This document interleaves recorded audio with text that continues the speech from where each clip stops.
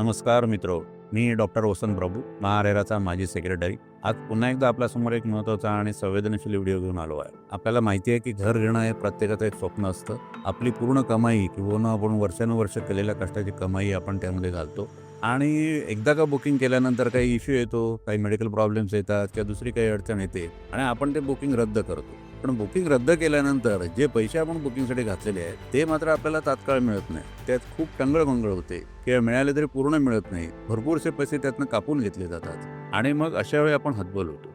अर्थात आपण हतबलून चालणार नाही, कारण कायदा आपल्या पाठीशी आहे. फक्त आपण सजग राहिलं पाहिजे. आपल्या प्रश्नांवर आधारित व्हिडिओ सिरीजमधला हा दुसरा भाग आहे. पहिल्या भागामध्ये आपण रेरा रजिस्ट्रेशनबद्दल बोललो होतो. आता यातला पहिला प्रश्न आहे, तो आपण फ्लॅट बुक केलेला आहे, परंतु बुकिंग कॅन्सल केलं. तर बुकिंग कॅन्सल केल्यानंतर प्रमोटर किती चार्जेस आपले कापून घेऊ शकतो? किती दिवसांनी आपले पैसे रिटर्न करू शकतो? आणि त्याबद्दल आपल्याला काय प्रोटेक्शन आहे रेराचं? आता इथे बुकिंग करण्याचे 2 प्रकार येतात. एक पहिला प्रकार म्हणजे तुम्ही 10% कमी रक्कम दिलेली आहे आणि दुसरी 10% जास्त रक्कम दिलेली आहे. 10% कमी रक्कम जर दिलेली असेल तर प्रमोटरने तुम्हाला अलॉटमेंट लेटर देणं बंधनकारक आहे आणि जर 10% जास्त रक्कम दिलेली असेल तर त्याने तुमच्यावर ॲग्रीमेंट करणं बंधनकारक आहे. साहजिकच होतं काय, जर तुम्ही 10% कमी रक्कम दिलेली असेल आणि बुकिंग केलेलं असेल आणि तुम्हाला मग अलॉटमेंट लेटर जर मिळालेलं असेल तर त्या अलॉटमेंट लेटरमध्ये ज्या कंडिशन्स दिलेल्या आहेत त्याप्रमाणे तुमचे तो पैसे कापून घेऊ शकतो. अर्थात याच्यात मॉडेल अलॉटमेंट लेटर महारेराने तयार केलेलं आहे आणि त्याच्यामध्ये 2% जास्त रक्कम कापून घेऊ नये असं सांगितलेलं आहे. म्हणजे 15 दिवसांमध्ये जर तुम्ही बुकिंग रद्द केलं तर तुमचा एकही पैसा तो कापून घेणार नाही आणि जर 60 दिवसापर्यंत मुदत आहे, 2 महिन्यामध्ये जर तुम्ही बुकिंग कॅन्सल केलं तर तो तुमची प्रॉपर्टीच्या एकूण 2% पर्यंतची रक्कम कापून घेऊ शकतो. अर्थात ही रक्कम कापून घेऊन असताना एक कंपल्सरी नसल्यामुळे काय होतं, तो 2% अधिक रक्कमही कापून घेऊ शकतो, परंतु त्याचा उल्लेख मग त्याने अलॉटमेंट लेटरमध्ये करणं आवश्यक आहे. म्हणून आपण काय केलं पाहिजे, ज्यावेळी आपण असं बुकिंग कराल 10% कमी पैसे देऊन, त्यावेळी त्या अलॉटमेंट लेटरमधली कंडिशन बघितली पाहिजे. आता तुम्ही म्हणाले अलॉटमेंट लेटर तर त्याच्याकडे आहे, त्याने आम्हाला तो पैसे भरल्यानंतर देणार आहे. मग आधी आम्हाला कसं कळणार? आधी तुम्हाला कळू शकतं, कारण त्याच्या वेबसाईटवर त्याचा तो नंबर टाकल्यानंतर त्याचे जे डॉक्युमेंट्स आहेत त्याच्यामध्ये अलॉटमेंट लेटरची प्रत, ड्राफ्ट अलॉटमेंट लेटरची प्रत त्याला जोडावी लागते. ती जर तुम्ही वाचली तर तुम्हाला कळेल की जर आपण उद्या बुकिंग कॅन्सल केलं तर आपला किती टक्के पैसे कापून घेणार आहेत आणि ते आपल्याला परवडणार आहे किंवा नाही, हे जर तुम्हाला कळलं तरच त्याप्रमाणे तुम्ही पुढचे बुकिंग करण्याची पावलं उचलायची आहेत. आता यातला दुसरा प्रकार म्हणजे 10% अधिक रक्कम आपण भरलेली असेल आणि त्यांनी तुमच्याबरोबर जर सेल अग्रीमेंट केलेलं असेल तर मग काय करायचं, तर त्याच्यामध्ये काही कंडिशन्स अशा आहेत का की जर आपण रद्द केलं तर आपले पैसे आपल्याला परत मिळतील? तर मॉडेल अग्रीमेंटमध्ये अशा प्रकारे कोणताही क्लॉज नाही की तुम्ही जर तुमची नोंदणी रद्द केली तर त्याने तुम्हाला किती टक्के पैसे कट करून घेतले पाहिजेत, आणखी उरलेले पैसे दिले पाहिजेत, असं कलम नाही. पण काय होतं की हे मॉडेल अग्रीमेंट काही कंपल्सरी नाही, त्यामुळे प्रमोटर नेहमी आपल्या कंडिशन त्याच्यामध्ये ऍड करतो. मग अशा वेळी तो एखादा एक्झिट क्लॉज त्याच्यामध्ये ऍड करू शकतो की ज्याच्यामध्ये तो सांगू शकेल की उद्या मला 10% मी रक्कम जमा करेन किंवा काही भरलेले पैसे त्यातले अर्धे कट करून घेईन, असं तो कंडिशन टाकू शकतो. म्हणून आपण अग्रीमेंट करताना मॉडेल अग्रीमेंट प्रमाणे जर ते असेल आणि त्याच्यामध्ये जर त्याने ऍडिशनल काही क्लॉज टाकलेला असेल तर तो आपण बघितला पाहिजे. एक्झिट क्लॉज जर असेल तर त्या एक्झिट क्लॉजवर सही करण्यापूर्वी, म्हणजे अग्रीमेंटवर सही करण्यापूर्वी एक्झिट क्लॉजमध्ये किती रक्कम तो कापून घेईल याचा उल्लेख त्याने केलेला असेल तर ते बघितलं पाहिजे आणि ते सुद्धा मिनिमम चार्जेसच असले पाहिजेत. अव्वाच्या सव्वा चार्जेस असता कामा नयेत, हे आपण बघितलं पाहिजे. आणि जसं मगाशी तुम्हाला मी सांगितलं की तुम्हाला जसं अलॉटमेंट लेटर उपलब्ध आहे तसं ड्राफ्ट अग्रीमेंट देखील त्याच्या वेबसाईटवर उपलब्ध असतं. हे ड्राफ्ट अग्रीमेंट आपण बघितलं पाहिजे, त्याच्यामध्ये असा काही क्लॉज आहे का बघितलं पाहिजे. आणि जरी त्यांनी जर जास्त पैसे कापून घेतले असतील तर नक्की आपण महारेराकडे तक्रार केली पाहिजे, कारण अव्वाच्या सव्वा पैसे त्याला कापून घेता येत नाहीत. सुप्रीम कोर्टाच्या अनेक केसेस अशा आहेत की ज्याच्यामध्ये स्पष्ट सांगितलेलं आहे की जर तुमचा तोटा झाला असेल, खरोखरच तेवढं तुमचं नुकसान झालं असेल, तेवढेच पैसे तुम्ही कट करून घेऊ शकता. अन्यथा, परंतु इथे पैसे नुकसान होण्याचा प्रश्नच येत नाही. कारण काय, की जागा जी आहे ती नंतर तो दुसऱ्याला कोणाला तरी विकणारच आहे आणि जेवढे तो उशिरा विकेल तेवढा तो रेट जास्त मिळतो. म्हणजे उलट त्याचा कधी-कधी फायदाही त्याच्यामध्ये होत असतो. त्यामुळे नुकसान होण्याचा प्रश्नच येत नाही. त्यामुळे अव्वाच्या सव्वा रक्कम त्याला कापून घेता येणार नाही. याच्यासाठी आपल्याला कॉन्ट्रॅक्ट ॲक्टमध्ये जो 74 सेक्शन आहे, इंडियन कॉन्ट्रॅक्ट ॲक्ट, त्याच्यामध्ये याचा उल्लेख आहे. आणि याप्रमाणे आपल्या प्रश्नाचं आपल्याला आता उत्तर मिळालेलं आहे की जर आपल्याला त्याने अलॉटमेंट लेटर दिलं तर साधारणपणे 2% रक्कम तो कापून घेऊ शकतो आणि जे पैसे आपल्याला परत करायचे ते 45 दिवसात त्याने पैसे परत करायला हवेत, नाहीतर त्याला व्याज द्यावं लागेल. हा भाग झाला एक. आणि जर ॲग्रीमेंटमध्ये झालं असेल, म्हणजे 10% जास्त पैसे आपण दिलेले असतील तर त्याने एक ॲडमिनिस्ट्रेटिव्ह चार्जेस ठराविक आहे ते कट करून घेणं मान्य होऊ शकतं. परंतु जास्त जर पैसे त्याने कट केले असतील तर आपल्याला महारेराकडे तक्रार दाखल करावी लागते. अर्थात ही दोन्ही कॅन्सलेशन लक्षात घ्या. ही दोन्ही कॅन्सलेशन अलॉटीने स्वतःच्या अडचणीमुळे केलेली आहे. जर प्रमोटरची अडचण असेल, म्हणजे त्याने जर तुम्हाला ठराविक वेळा फ्लॅट दिला नाही किंवा इतर काही दिला नाही, तर मात्र तुम्हाला व्याज आणि इतर सगळ्या गोष्टी लागूच होतात. परंतु जर आपण स्वतःहून काही कारणामुळे आपण जर हे रद्द करणार असू, तर या गोष्टी लागू होतात. आता दुसरा प्रश्न असा आहे, की बुकिंग केलं, परंतु अवघे 4 दिवसातच ते बुकिंग मी कॅन्सल केलं. परंतु ते कॅन्सल केल्यानंतर त्याने परतावा करताना ₹50,000 कापून घेतले असे सांगितले आणि अद्यापपर्यंत पैसेही परत दिलेले नाही. तर अशा वेळी मी काय करावं? मग अशा परिस्थितीत आपण काय केलं पाहिजे? तर प्रथम आपण त्याने बुकिंग करताना आपल्याला जे अलॉटमेंट लेटर दिलंय ते बघितलं पाहिजे. या अलॉटमेंट लेटरमध्ये काय कंडिशन आहे, किती पैसे तो कापून घेऊ शकतो हे त्याने लिहिलेलं असेल तर ते आपण बघितलं पाहिजे आणि त्याप्रमाणे त्याने पैसे कापून घेतलेत का हे आपण चेक केलं पाहिजे. दुसरी गोष्ट, महारेराने दिलेल्या कंडिशन ज्या आहेत, महारेराचे जे मॉडेल अलॉटमेंट लेटर आहे त्याच्यामध्ये स्पष्ट उल्लेख केलेला आहे, की जर पहिल्या 15 दिवसामध्ये बुकिंग कॅन्सल केलं तर काही पैसे कापून घेता येत नाही. सगळे पैसे आपल्याला परत करावे लागतात. शिवाय हे पैसे 45 दिवसात परत केले पाहिजेत, अन्यथा त्यावर व्याज द्यावं लागतं. आता इथे अर्थात त्याने जास्त पैसे कापून घेतलेले आहेत आणि शिवाय त्यावर त्याला व्याजही द्यावं लागेल. त्यामुळे आता आपण पुढे काय करायचं? तर प्रथम तुम्ही त्याला एक नोटीस द्या. त्या नोटीसमध्ये तुमच्या ज्या अलॉटमेंट लेटरमध्ये जी कंडिशन्स होती त्याचा देखील स्पष्ट उल्लेख करा. महारेराच्या कंडिशनचा देखील उल्लेख करा. आणखी त्यानंतर महारेराकडे देखील तक्रार दाखल करा. जर त्याचं काही तुम्हाला उत्तर आलं नाही तर महारेराकडे तक्रार दाखल करा आणि तुम्ही त्याच्याकडे पैशाचीच नाही तर त्याच्याबरोबर व्याजाची मागणी करा. तुम्ही नुकसान भरपाईची देखील मागणी करू शकता. लक्षात घ्या, महारेरा कायदा हा तुमच्या बरोबर आहे. फक्त तुम्हाला त्याची माहिती हवी आणि तशा प्रकारे तक्रार करण्याची हिंमत तुम्ही दाखवायला हवी.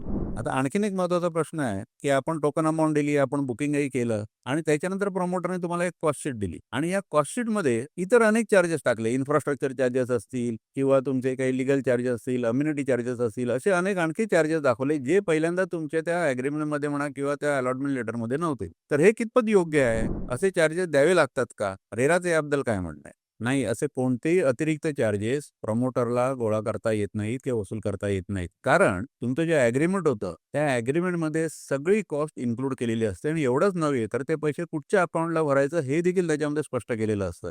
कारण ते पैसे तुमचे 70% आणि 30% अशा प्रकारे विभागले जात असतात आणि 70% हे प्रमोटरने प्रोजेक्टसाठीच वापरले पाहिजेत असे बंधन आहे. त्यामुळे एकदा का त्या अकाउंटमध्ये पैसे तुम्ही भरल्यानंतर अतिरिक्त चार्जेस देण्याचा प्रश्नच येत नाही.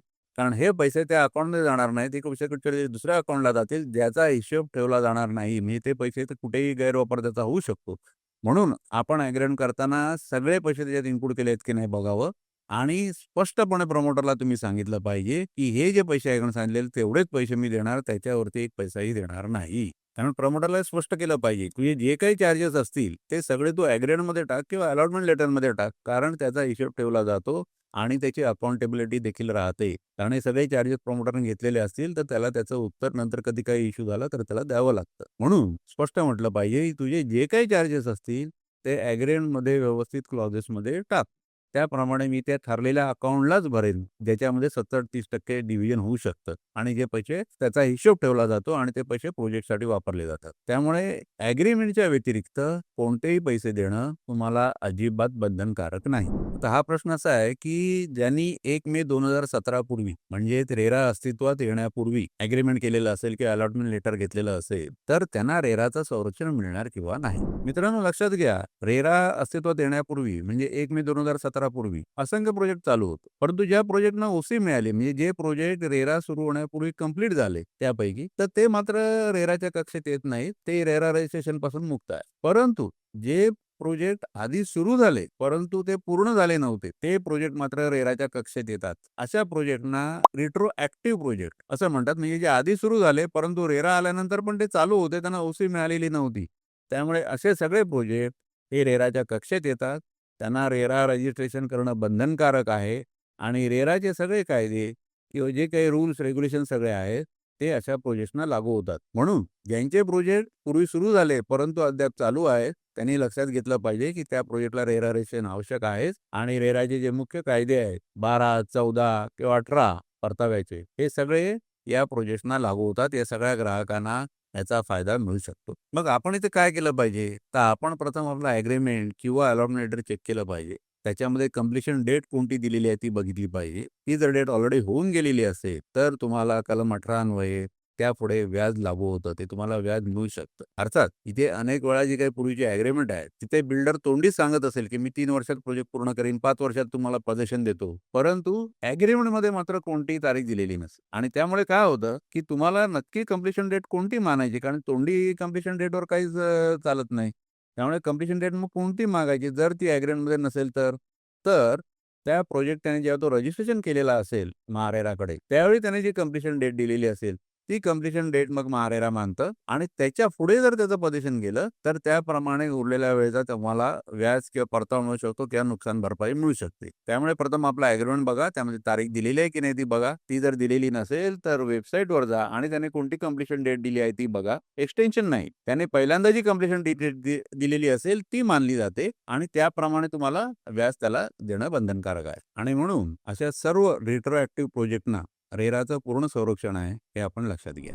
आता पुढचा प्रश्न असा आहे, की बिल्डर हा बऱ्याच वेळा कार्पेट एरियावर व्यवहार करण्याऐवजी saleable area, built up area, super built up area अशा पद्धतीने व्यवहार करतो. अशा वेळी ग्राहकाने काय भूमिका घ्यावी? मित्रहो, हा एक अत्यंत महत्त्वाचा प्रश्न आहे आणि गंभीर प्रश्न आहे. कारण सर्वात जास्त आर्थिक फसवणूक ही यामध्येच होत असते. कारण प्रमोटर जेव्हा तुम्हाला विकतो एरिया, तेव्हा तो तुम्हाला सांगतो की सेलेबल एरिया आहे, बिल्टअप एरिया आहे, सुपर बिल्टअप एरिया आहे आणि तुम्हाला खूप मोठा एरिया तिथे दिसतो. त्याप्रमाणे तुमच्याकडे जास्त पैसे देखील घेतले जातात. परंतु जेव्हा तुम्ही खरा फ्लॅट बघता, तेव्हा तुम्हाला कळतं की सांगितलेल्यापेक्षा किंवा कबूल केलेल्यापेक्षा आपल्याला खूपच कमी जागा मिळालेली आहे. कारण तुम्हाला जी जागा मिळत असते तो कार्पेट एरिया असतो आणि त्यामुळे आपण हे लक्षात घेतलं पाहिजे की महारेराची जी डेफिनेशन आहे 2K प्रमाणे याच्यामध्ये फक्त कार्पेट एरिया कन्सिडर केलेला आहे. इतर कोणताही एरिया त्यामध्ये इन्क्लूड करता येत नाही. कोणत्याही प्रमोटरने ग्राहकाला फक्त कार्पेट एरियाच विकला पाहिजे. कार्पेट एरिया म्हणजे काय? तर डेफिनेशन प्रमाणे कार्पेट एरियामध्ये फक्त आतल्या भिंती येतात. म्हणजे बाहेरच्या भिंतींच्या आतला जो एरिया आहे, इन्क्लुडिंग आतल्या भिंती, हा कार्पेट एरियामध्ये धरला जातो. अर्थात याच्यामध्ये तुमची काही लॉबी असेल, तुमची स्टेअरकेस असेल,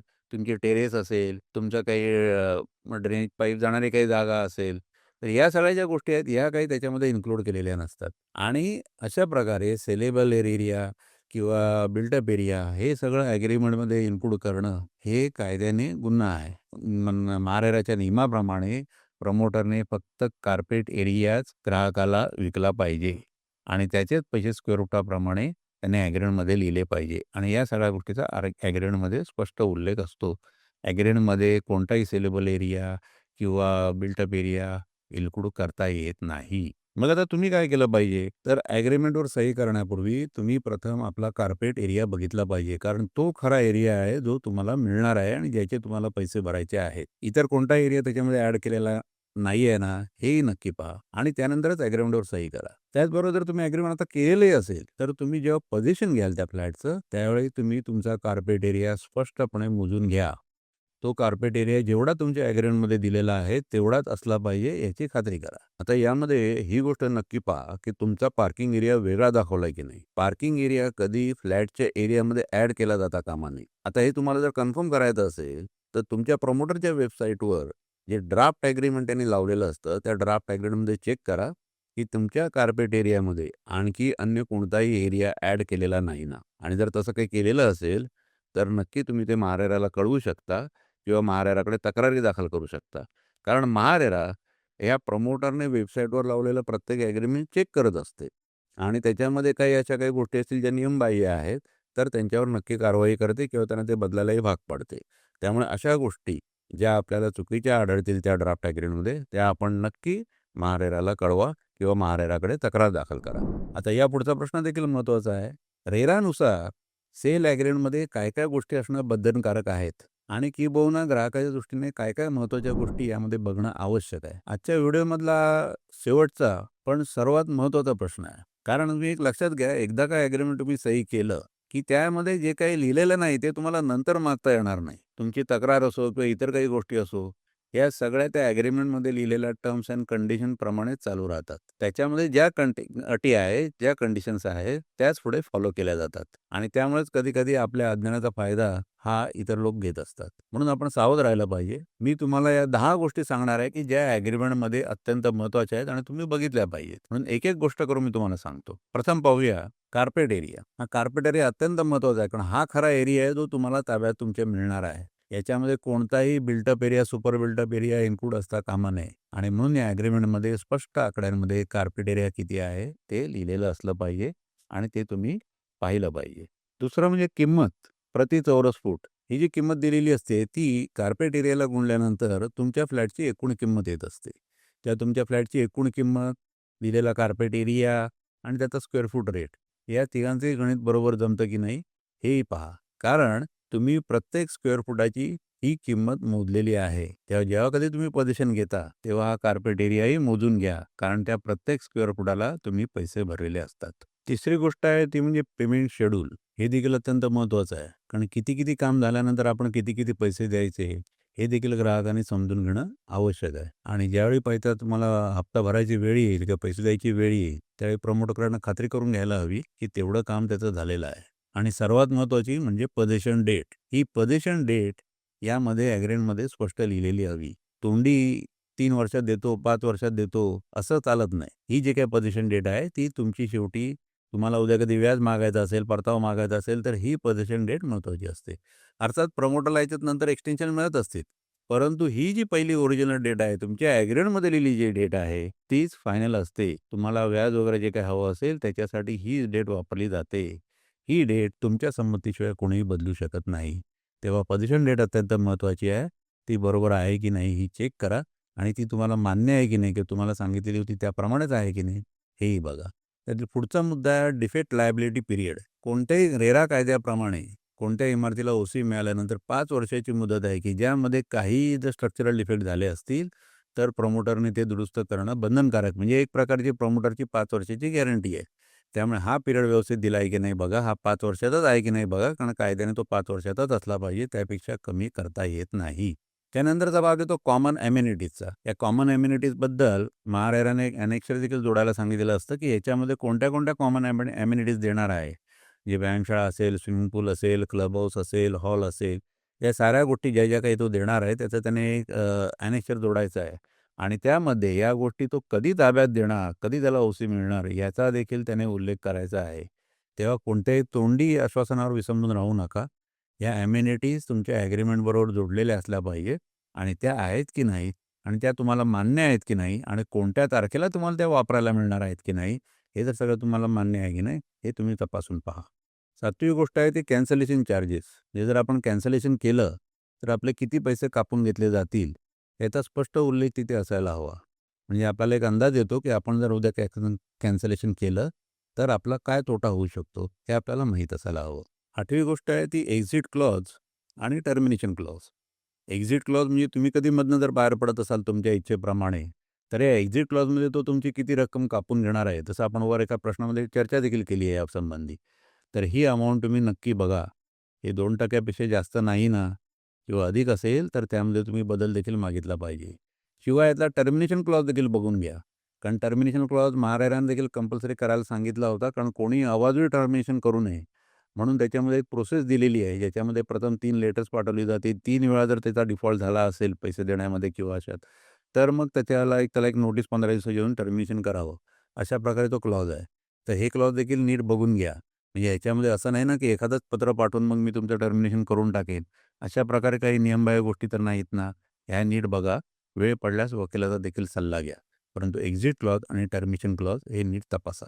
9वी गोष्ट आहे ती रेरा नोंदणी क्रमांक हा तुमच्या ॲग्रीमेंटमध्ये असलाच पाहिजे. रेरा नोंदणी क्रमांक नसेल तर ते ॲग्रीमेंट वैधच होणार नाही. कारण रेरा नोंदणी क्रमांक असल्यामुळे त्या रजिस्ट्रेशन काही असलेला हा प्रोजेक्ट आहे आणि हा व्यवहार आहे. त्यामुळे सगळ्या कायद्याच्या ज्या रेरा कायद्याच्या बाजू आहेत त्या तुम्हाला लागू होतात. त्यामुळे रेरा नंबर हा त्या ॲग्रीमेंटमध्ये मेन्शन असायलाच हवा. शिवाय रेराने काय केलेल्या नवीन नियमाप्रमाणे तुम्हाला कोणता पार्किंग स्लॉट मिळणार आहे त्याचा स्पष्ट उल्लेख अलॉटमेंट लेटरमध्ये सुद्धा आणि ॲग्रीमेंटमध्ये सुद्धा असायला हवा. एवढंच नाही तर त्याची लेंथ, विड्थ आणि हाईट या तिन्ही गोष्ट तिथे मेन्शन करणं आवश्यक आहे. तेव्हा ही पार्किंग स्लॉटची बाजू बरोबर लिहिलेलं आहे की नाही हे तुम्ही चेक करा आणि त्याची खातरजमा करा. नसल्यास प्रमोटरला विचारा आणि त्याच्याकडनं ते नीट त्याची माहिती ॲड करून घ्या तुमच्या ॲग्रीमेंटमध्ये. तेव्हा मित्रो या 10ही गोष्टी इतर गोष्टींसह तुमच्या ॲग्रीमेंटमध्ये असायला हव्यात. त्या नसतील तर तुम्ही ॲग्रीमेंटवर सही करू नका. प्रमोटरला भेटा. त्याच्याकडनं या 10ही गोष्टींची खातरजमा करा आणि त्या तुमच्या ॲग्रीमेंटमध्ये असल्याशिवाय तुम्ही त्याला मान्यता देऊ नका. पाहिजे असल्यास तुम्ही वकिलांचा सल्ला देखील घेऊ शकता. आणि एक महत्त्वाची गोष्ट तुम्हाला सांगतो, की प्रत्येक प्रमोटरला त्याच्या वेबसाईटवर हे ड्राफ्ट ॲग्रीमेंट लावणं बंधनकारक आहे. त्यामुळे ते ड्राफ्ट ॲग्रीमेंट तुम्हाला त्याने ॲग्रीमेंटची कॉपी देण्यापूर्वीच तुम्ही पाहू शकता. त्याच्यामध्ये या सगळ्या गोष्टी आहेत की नाही हेही पहा. शिवाय तुम्हाला दिलेली कॉपी आणि त्या ड्राफ्ट ॲग्रीमेंटची कॉपी ही सेम टू सेम आहे की नाही हेही कन्फर्म करा. त्याच्यामध्ये आणि याच्यामध्ये काही बदल तर नाही ना? म्हणजे वेबसाईटवर लावलेल्यामध्ये काही वेगळ्या कंडिशन्स आणि ते तुम्हाला दिलेल्यामध्ये मात्र वेगळ्या कंडिशन असं अजिबात असता कामा नये. तसं असल्यास प्रमोटरलाही तसं कळवा आणि महारेराला देखील हे कळवा. कारण महारेरा प्रत्येक ॲग्रीमेंट चेक करत असते की ते कायद्याप्रमाणे आहे किंवा नाही. तसं नसेल तर त्यांना ते त्यात बदल करायलाही सांगत असतात. त्यामुळे महारेराकडे देखील याची मग तक्रार करा. एक लक्षात ठेवा, हे ॲग्रीमेंट हे तुमचं कवच आहे. ते जेवढं मजबूत तेवढे तुम्ही अधिक सुरक्षित आहात. आजच्या व्हिडिओमध्ये आपण 6 अत्यंत महत्त्वाच्या प्रश्नांची उत्तरं पाहिली. तर मित्रहो, मी नेहमीच सांगत असतो, की घर विकत घेणं म्हणजे विटा आणि सिमेंट विकत घेण्यासारखं नाही. तर याच्यामध्ये तुमची आयुष्यभराची कमाई असते. शिवाय हे तुमच्या कुटुंबाचं एक स्वप्न असतं आणि या स्वप्नाचं रक्षण करण्यासाठी रेरा कायदा आहे. परंतु हा कायदा तेव्हाच कामाला येतो, जेव्हा तुम्हाला त्याची संपूर्ण माहिती असते आणि म्हणूनच आम्ही हे व्हिडिओ बनवत असतो. यातला प्रत्येक व्हिडिओ, प्रत्येक प्रश्न, प्रत्येक उत्तर, प्रत्येक माहिती ही तुम्हाला अवेअरनेस क्रिएट करण्यासाठी असते, जेणेकरून तुम्हाला कायदा समजावा. जर तुम्हाला आमचा हा व्हिडिओ आवडला असेल तर लाईक करा, शेअर करा आणि आमच्या चॅनेलला सबस्क्राईब करा, जेणेकरून तुम्हाला सगळे व्हिडिओ तुम्हाला वेळेवर मिळत राहतील. नेहमी एक लक्षात ठेवा, आपली फसवणूक टाळण्याचा सोपा उपाय जागरूक राहा आणि कायदा जाणून घ्या. धन्यवाद.